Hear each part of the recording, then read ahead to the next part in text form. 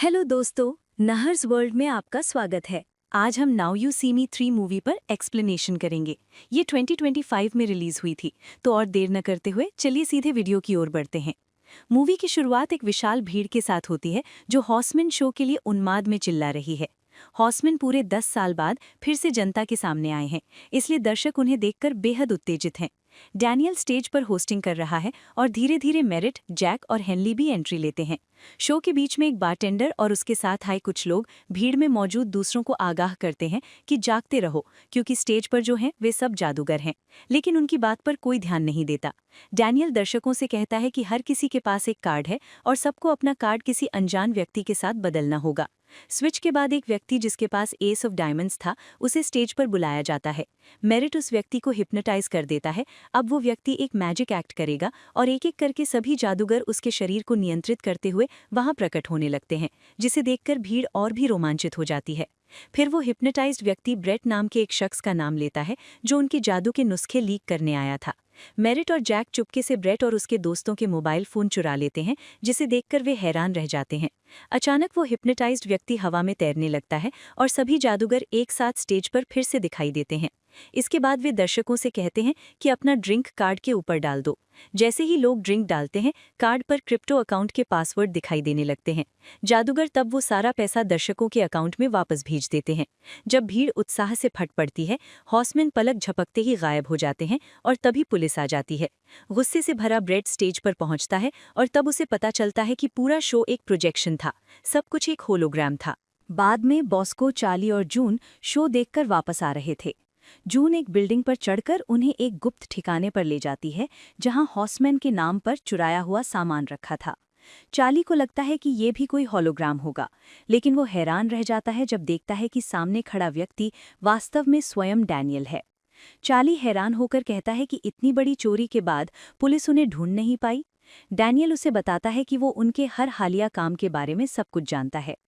Daniel खुलासा करता है कि जून घर से भागकर न्यूयॉर्क आई थी, जहां उसकी मुलाकात चार्ली से हुई, एक अनाथ जिसका कोई नहीं था। तीनों मिलकर अपनी पहचान का इस्तेमाल करके दुनिया में बदलाव लाना चाहते थे। डैनियल कहता है कि उनका कौशल शानदार है, बस बहुत सुधार की जरूरत है।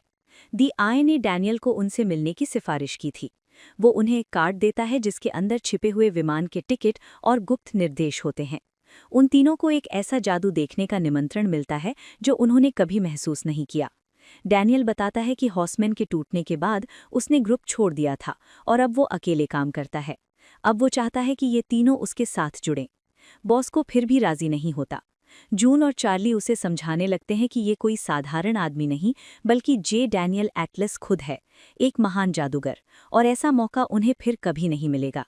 आखिरकार तीनों डैनियल के साथ काम करने के लिए राजी हो जाते हैं। इसी बीच दक्षिण अफ्रीका के लिम्पोपो में वेरोनिका खदान मजदूरों के साथ एक प्रेस कॉन्फ्रेंस कर रही है, जहां वो अपने उत्पाद C3 के बारे में बात करती है। मीटिंग के दौरान वो एक हीरे की कीमत लगभग $3 मिलियन बताती है। फिर वो विलियम को मुंह खोलने के लिए कहती है और उसके अंदर वो हीरा डाल देती है। वो चेतावनी देती है कि गलती से निगल लिया तो वो उसे मार भी सकता है।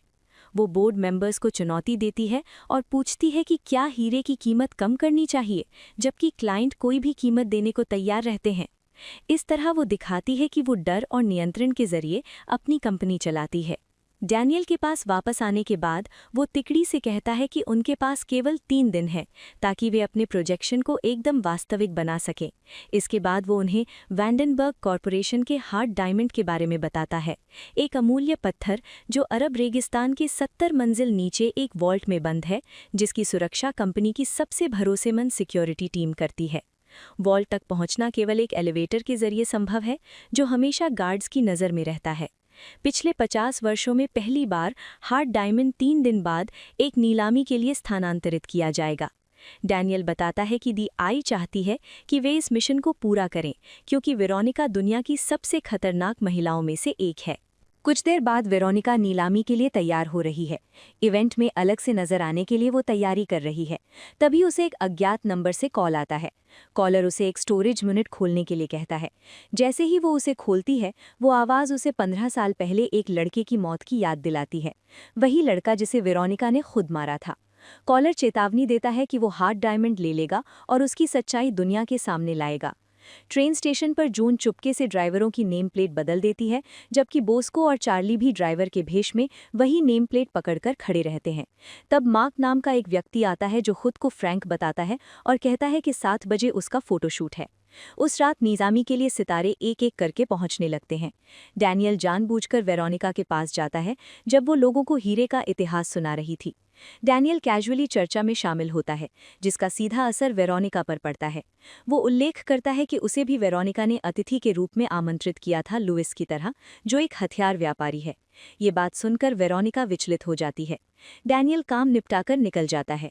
कुछ देर बाद वेरोनिका फोटोशूट के लिए मार्क से मिलती है, लेकिन वास्तव में वो बोस्को का भेष था। बॉस्को थोड़ा फ्लर्ट करते हुए उसकी तस्वीरें लेने लगता है। वो वेरोनिका से हीरा उतारकर रखने को कहता है, क्योंकि उसका रिफ्लेक्शन फोटो खराब कर रहा है। वेरोनिका हीरा हाथ में पकड़ लेती है और वो फोटो खींचता रहता है। जून हीरा चुनाने जाती है, लेकिन योजना विफल हो जाती है और हीरा फिर से ले लिया जाता है। नीलामी आखिरकार शुरू होती है, जहां हार्ट डायमंड को उज्जवल रोशनी के नीचे प्रदर्शित किया जाता है। बॉस्को दर्शकों का ध्यान भटकाने के लिए पर्यावरणविद बनकर नाटक करता है, लेकिन सिक्योरिटी उसे पकड़ लेती है। डैनियल आगे बढ़ता है और अपनी पहचान बताकर घोषणा करता है कि वो हीरा लेने आया है। वो डिस्प्ले केस खोलता है, लेकिन जैसे ही वेरोनिका हीरा अंदर रखती है, वो एक अंधेरी रोशनी के साथ फट जाता है, एक भ्रम या इल्यूजन। हर कोई तब हैरान रह जाता है जब पता चलता है कि असली हीरा डैनियल पहले ही निकाल चुका था। सिक्योरिटी उसे पकड़ने आती है, लेकिन जैक समय पर पहुंच जाता है। उसे DI से एक कार्ड मिला था और वो डैनियल को बचा लेता है। गार्ड उनका पीछा करते हैं, लेकिन वे अपनी जादू की चालों से बच निकलते हैं। टीम बॉस्को को भी बचा लेती है और सब एक साथ भाग जाते हैं। हेनली भी मिशन में शामिल हो जाती है। जब वे छत पर फंस जाते हैं तो अचानक मेरिड मैजिक का इस्तेमाल करके उन्हें बचा लेता है। फिर वो हेलीकॉप्टर पर चढ़कर उनके सामने ही गायब हो जाता है, एक और इल्यूजन। टीम एक नाव के जरिए भाग निकलती है। यहाँ वेरोनिका को समझ आता है कि फोटोशूट के दौरान चार्ली ने डायमंड केस बदल दिया था। नीलामी के समय बॉस्को के भ्रम का फायदा उठाकर जून ने हीरा पकड़कर डैनियल को दे दिया था। इसके बाद असली मार्क आखिरकार हाजिर होता है। डैनियल 3 नए सदस्यों का असली हॉर्समैन से परिचय करवाता है, लेकिन पुनर्मिलन तीखी बहस में बदल जाता है। चार्ली और जून हॉर्समैन से पूछते हैं कि ग्रुप क्यों टूटा था। मेरिट बताता है कि एक मिशन में जब वे रूसी हथियार व्यापारी को फंसा रहे थे, तब डिलन स्ट्राइक पकड़ा गया था। चार्ली कार्ड्स को ध्यान से देखकर समझ जाता है कि ये कोई पहेली नहीं बल्कि एक नक्शा है। DI उन्हें एक मिशन पर भेजना चाहती है। सब राजी होते हैं और वे फ्रांस चले जाते हैं। नक्शे में चिन्हित उस स्थान पर फ्रांस पहुंचकर वे एक अजीब दरवाजा देखते हैं। जैक आत्मविश्वास के साथ आगे बढ़ता है और कहता है कि वो सालों से ऐसे लॉक खोलता आ रहा है। जून, जो पहेलियों की विशेषज्ञ है, वो मदद की पेशकश करती है, लेकिन जैक उसे हल्के में लेता है। कुछ देर बाद जैक को कुछ समझ नहीं आता और जून रिडल मैकेनिज्म को समझकर दरवाजा अनलॉक कर देती है। दरवाजे के पीछे आई सिंबल चमक रहा था। अंदर उन्हें जादू के उपकरणों से भरा इलाका मिलता है। अंदर जाते जाते वे एक बंद गली में पहुंचते हैं। पजल पीस सजाकर एक कोड निकाल लेता है। वो कोड गुप्त कमरे का लॉक खोल देता है और सबकी जान में जान आती है जब ब्रैडली उनके सामने जीवित खड़ा होता है। ब्रैडली बताता है कि कार्ड्स उसने नहीं भेजे थे, वे एक दिन उसके दरवाजे पर आए थे और निर्देश में लिखा था 7 लोगों के लिए कमरा तैयार करने के लिए। वो समझाता है कि 1943 में अलायंस ने जादूगरों के पैसे से एक फर्जी शहर बनाया था, कीचड़ और कार्डबोर्ड से, ताकि जर्मनों को भ्रमित किया जा सके। ब्रैडली कहता है कि उन्हें इस प्रोजेक्ट से जुड़ी कोई चीज़ ढूंढनी होगी। दूसरी ओर मीडिया वेरोनिका से लापता हीरे को लेकर सवाल कर रही है। वेरोनिका हॉर्समैन को चोर घोषित करती है और उनकी सज़ा की मांग करती है। कुछ देर बाद उसे फिर वही रहस्यमयी कॉल आता है। कॉलर कहता है कि हीरे से उसका कोई लेना देना नहीं है, लेकिन वो इस हफ्ते अबू धाबी में ऐसे सबूतों के साथ रहेगा जो वेरोनिका को फंसा देंगे। गुस्से में वेरोनिका को पता चलता है कि हीरा फ्रांस में है और वो अपने लोगों को हॉर्समैन को मार डालने का निर्देश देती है। फ्रांस में हेनली और चार्ली ब्रैडली द्वारा बताई गई वस्तु को ढूंढते हैं। चार्ली कहता है कि वो हमेशा बैकस्टेज रहता है और ट्रिक्स डिज़ाइन करता है। हेनली स्वीकार करती है कि वो हमेशा स्पॉटलाइट में आने से डरती है।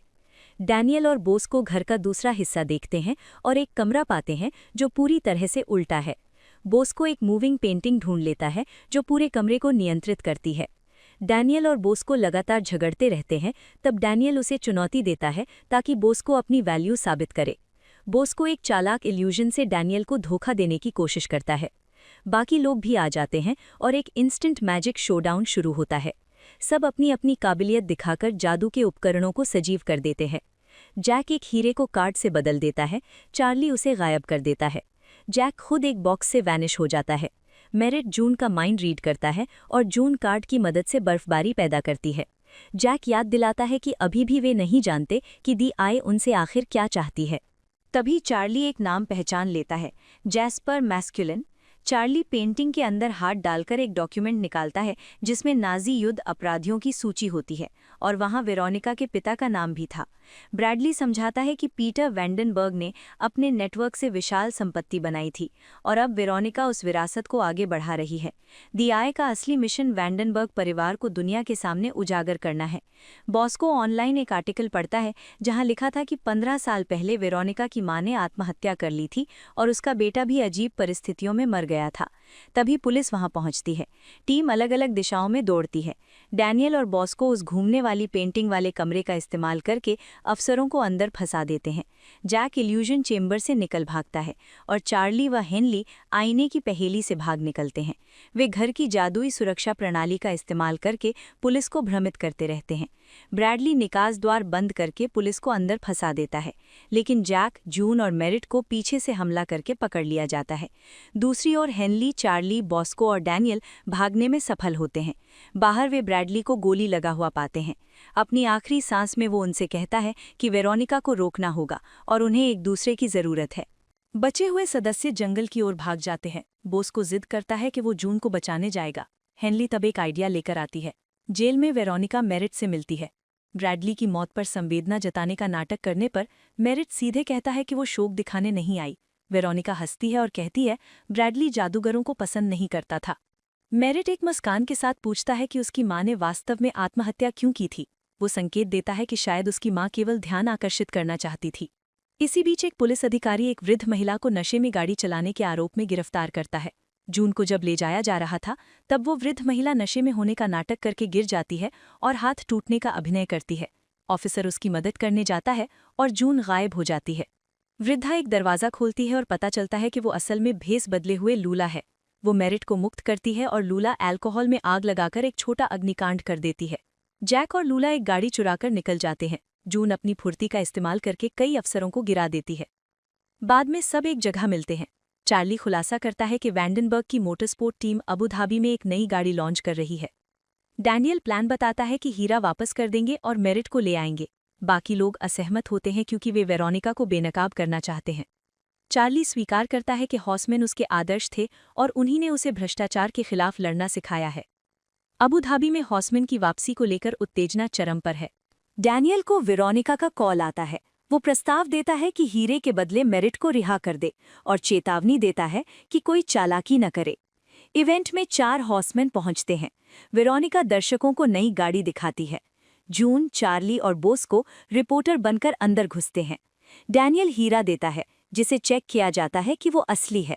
इसके बाद वेरोनिका मेरिट को रिहा कर देती है। दूसरी ओर बॉस्को सबके सामने गाड़ी चुरा लेता है और पूरी जगह अफरा तफरी मच जाती है। पुलिस उसका पीछा करने लगती है। वेरोनिका हॉर्समैन को एक बंद चेंबर में फंसा देती है और उसमें रेत भरना शुरू कर देती है। बॉस्को F1 गाड़ी में पुलिस से भागता रहता है। चेंबर में हेनली एक पुरानी ट्रिक याद करती है और जैक रेत के वजन से कांच तोड़ने की कोशिश करता है। जैक एक पाइप खींचकर तोड़ देता है। बाहर बॉस्को घिर जाने के बाद भी भाग निकलता है। चेंबर में पानी भरना शुरू होता है। हेनली पानी के नीचे जाकर अपनी हीरे की अंगूठी से कांच काटना शुरू करती है। वे दीवार पर लात मारते रहते हैं जब तक कि पूरा ढांचा टूटकर वे बाहर नहीं आ जाते। वेरोनिका अपने वॉल्ट में पहुंचती है जहां वो रहस्यमयी व्यक्ति उसका इंतजार कर रहा था। वो सबूत मांगती है लेकिन व्यक्ति अपना चेहरा दिखाता है। वो चार्ली है, उसका भाई, जिसके बारे में सोचा गया था कि वो 15 साल पहले मर गया था। वेरोनिका दंग रह जाती है। चार्ली उस पर मां को मारने का आरोप लगाता है।